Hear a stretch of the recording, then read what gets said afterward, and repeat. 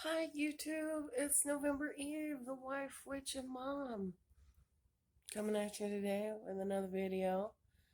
This time I wanted to talk about crystals and the ones that I use in my practice, how I use them, and why they're important to me. I don't feel like I use a lot of crystals. Maybe this list feels like a lot to some folks, but I have several crystals. Most of them are um, were gifted to me. I have bought a few over the years. And like, it was funny when I first started getting into witchcraft and I was looking at crystals. My husband pulls out this little rock bowl that he's collected over the years. He'd been collecting crystals since who knows when. So he's this close to being a witch. Anyway, so let's start the list. Let's kick it off with clear quartz. Of course, you gotta use this one. It's the workhorse of the crystal world. I feel like it really amplifies, it boosts your intentions. Uh, it's universal. You can program it for anything. If you don't have the money for any other crystals and you want to get started with crystals, I recommend clear quartz because it's just, you can use it in anything and it's such a great amplifier. It really thrums with power. I use it personally in protection and warding. What I have set up around my home is the main way that I use it. I do like to surround sometimes of working with pieces of quartz crystal or add a piece of quartz crystal to just, like I said, give it that boost. The next crystal on my list is rose quartz. This is the self-love stone. Boosts confidence and peace and helps you open up to give and receive love. Uh, it's great for all kinds of love, but uh, self love is really the thing that I think it drives home for you. It's just darling and great to have. I don't feel like your magic will work unless you love yourself because you have to have confidence in what you're doing. You have to believe in yourself. And fundamental to that is loving yourself. So, if you're needing some assistance in that area, you need a little boost, pick up a piece of rose quartz. It'll help you out. Uh, Next, I have amethyst, which I believe the amethyst is good for working with the higher realms. Dreams, meeting your dream guardians when you're sleeping. I use it for work with the angels that I work with.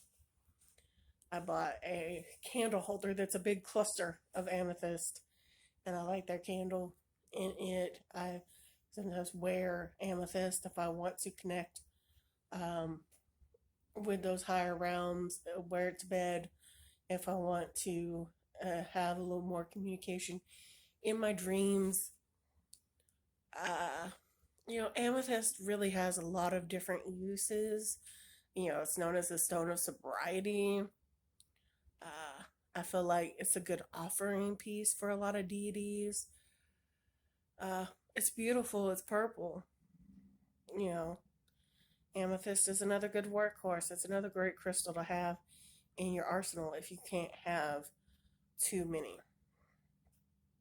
Uh, Next, my very favorite crystal is selenite. I have a huge selenite lamp, but I don't turn it on all the time. But I feel like that giant piece of selenite in my living room really helps cleanse things and keeps things, on the level. It's so high vibrational for me. I love using my selenite wand on myself. I feel like I've been baptized after I use it. Like my aura has just been scrubbed clean, and my energetic body is ready to face the world again. So, um, it also filters and cleanses other crystals and is self charging. Uh, That's what they tell me at the store. That's what I found in my experience. I keep selenite with my working decks to help keep them charged and ready. And uh, it's just my very favorite crystal.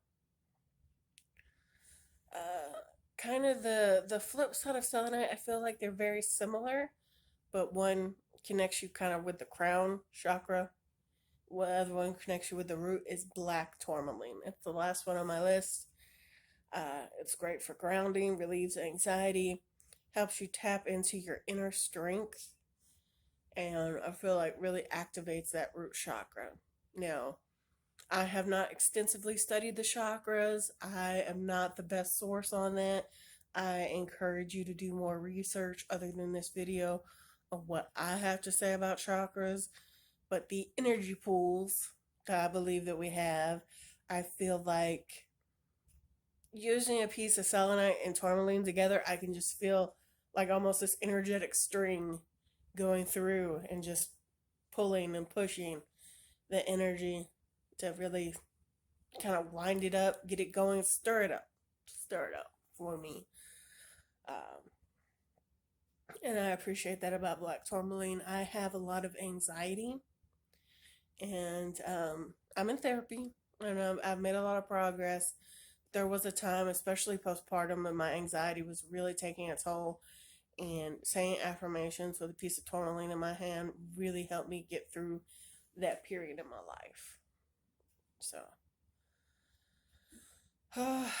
those are really the crystals that I use on a regular basis. I don't feel the need to go buy any more crystals right now.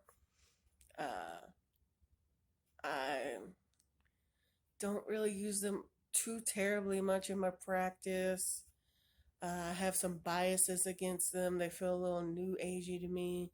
But I have to remind myself that there's nothing wrong with new age, and that new age doesn't mean new or less witchy or less magical, which I think there's a stigma against new age that'll have you believe that. You don't need crystals to be a witch. You can use rocks, you can use salt, you can use dirt. All those things will help connect you to the earth and can have those same properties as described by the crystals. Um, the crystals may energetically make it easier if you find that when you're working with them. Then by all means, get yourself some crystals, but don't go broke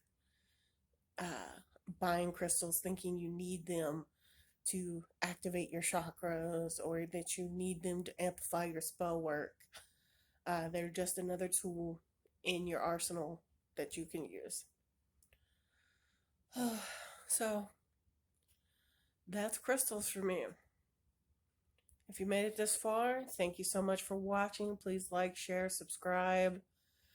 Come interact with me on social media. All the links will be below. Yeah. So, thanks again. Bye.